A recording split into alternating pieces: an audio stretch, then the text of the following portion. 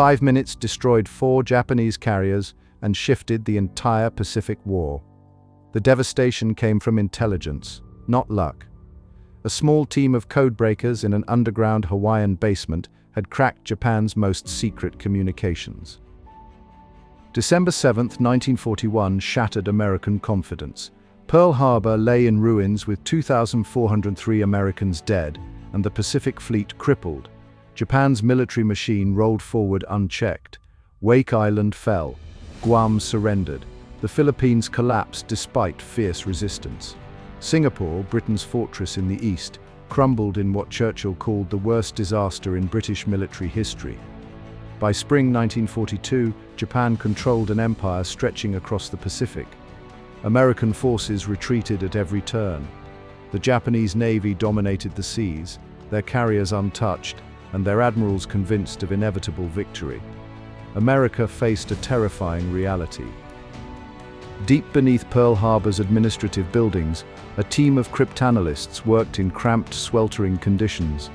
Station Hypo operated 24 hours a day in a windowless basement with poor ventilation and constant mechanical noise.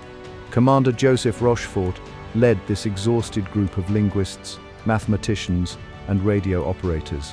They hunched over intercepted Japanese naval messages, searching for patterns in seemingly random character strings. The temperature often exceeded 90 degrees. Sleep came in brief shifts at desks. These men represented America's most critical weapon against Japanese naval power. While admirals planned conventional strategy, Rochefort's team pursued something far more valuable: the ability to read the enemy's mind. The JN-25 code represented Japan's most sophisticated naval encryption system. Each message contained thousands of 5-digit number groups, enciphered through multiple layers of mathematical transformation. Rochefort's team had been chipping away at this cipher for months, recovering fragments of meaning from intercepted transmissions. By May 1942, they achieved a critical breakthrough.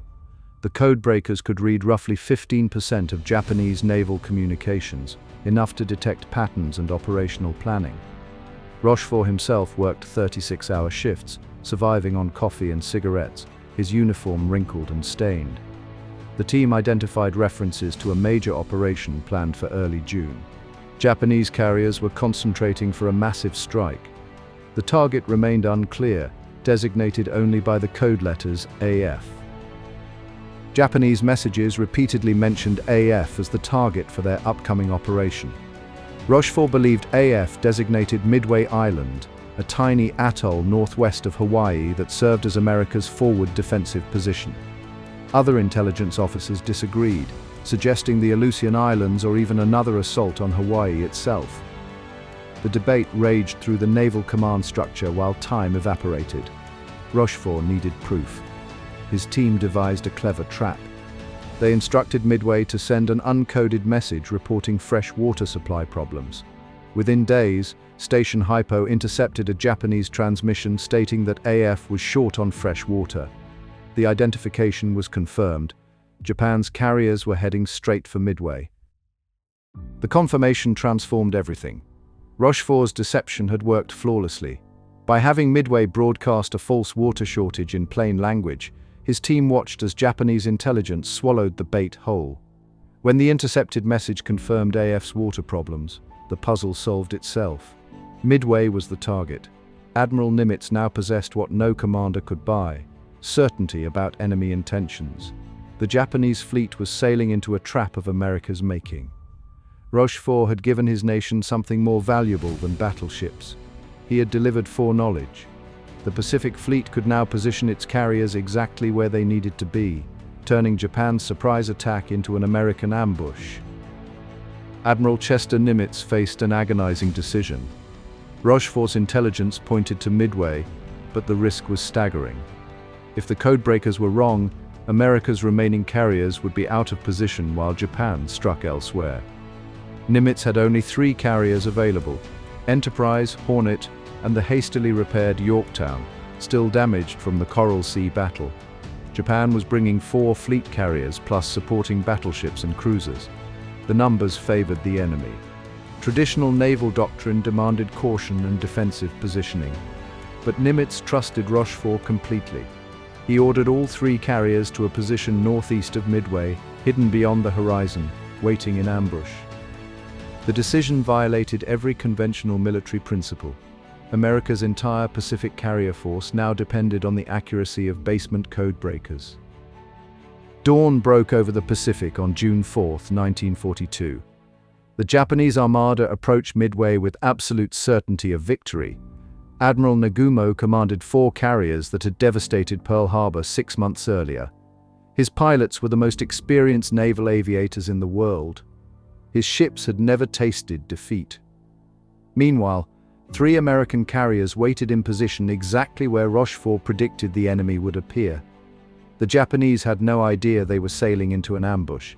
Their own intelligence had failed completely.